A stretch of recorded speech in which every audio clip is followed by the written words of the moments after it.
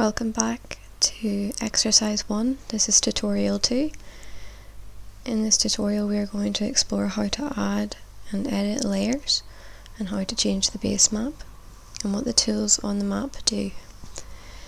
So if you would like to click on the map tab at the top of the screen, and this will open up a new map.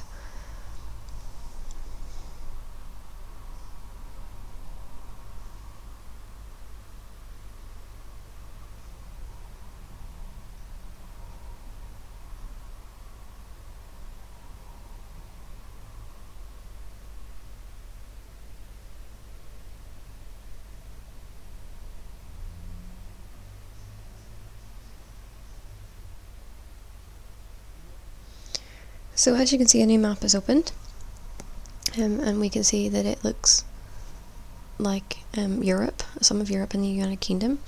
So there's a lot of tabs at the top of the screen, and these can get a little confusing sometimes, but basically this is a search bar, so we can type in an address or a postcode and it'll find it. This is a measuring tool. This is how we print the map, this is how we share the map, and this is how we save the map.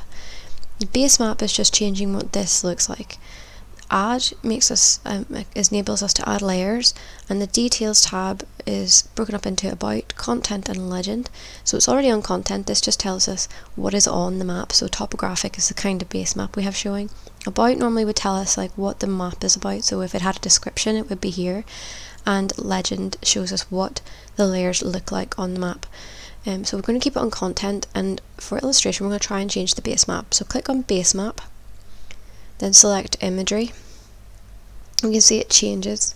Now this kind of imagery is taken from satellite data, so it's like a photograph of the earth, and we can see literally mountains and grasses and things like that, and the ocean trenches. So we're going to learn what the tools in the map do. The plus button zooms us in to the map, and the minus button zooms us out of the map, as you can see here. And the little home button is a default extent, so if we press this it takes us back to our original view of a bit of Europe and the United Kingdom. What we're going to do now is add some layers onto our map, so we make it a little bit more interesting. So click on add, then click on search for layers. In the find search bar I want you to type in Armagh and in ArcGIS Online and click go. It finds 15 results. Just for easiness, we're going to add on the Armagh bus stops and the Armagh bus routes. You could have a look at all of these, add them on as you wish, and you can see what they look like, but for the tutorial we're going to just add these two layers. So click on add, and once they've loaded, then click on done adding layers. So you can see now that the map itself zoomed in to where the data was, so this is a really nice tool where it finds the data for you and zooms into the area that it's in. Now we can see that although we can see the data, it's a little bit messy looking because the routes are on top of the bus stops.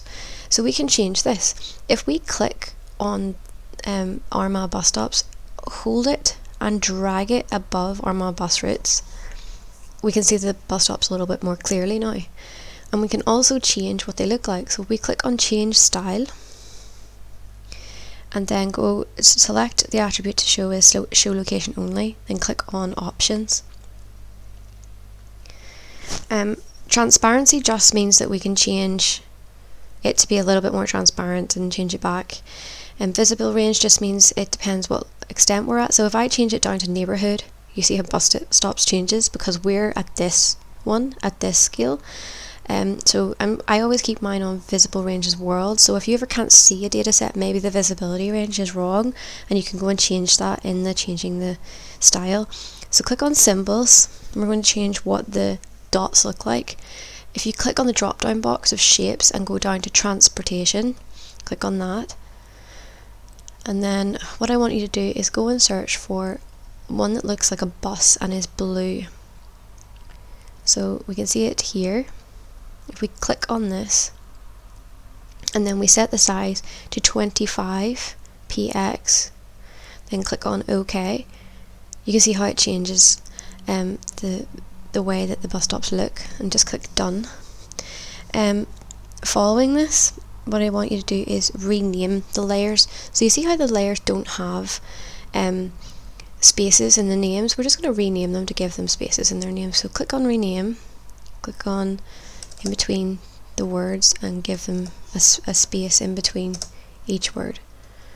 I want you to do that for both of the data sets. And click OK, and that's that done. Another tip is the zoom to option. So say for example we were lost on the map. Say I took us away from our data and we're sitting away out on the west coast of Ireland, or Northern Ireland, or west coast of Ireland towards Donegal, sorry. Say we were lost and I did this. If we go down to zoom to, click on that, it takes us straight back to the data set. So if we're ever lost, it's easy just to go to zoom to and it'll take us back to where our data is. Following this, we can then also add labels to our bus stops. So let's zoom in a little bit so that we can see the bus stops a little less clustered. So we can see there's a lot around here. I think this is Armagh.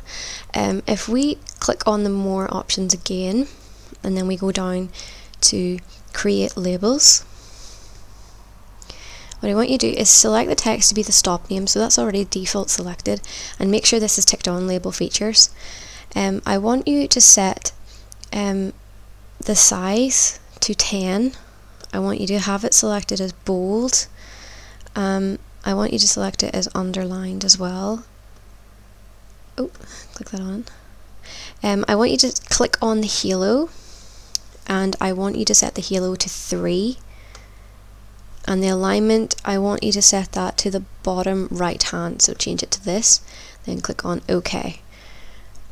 So now we can see that they're all labelled, and we can see in here there's like the City of Armagh High School, St Catherine's College. All these bus stops are now named, so this just makes things a little bit easier to understand on our map. So we have learned in this tutorial how to change the base map, how to add on layers, how to change what the layer looks like, how to zoom in and out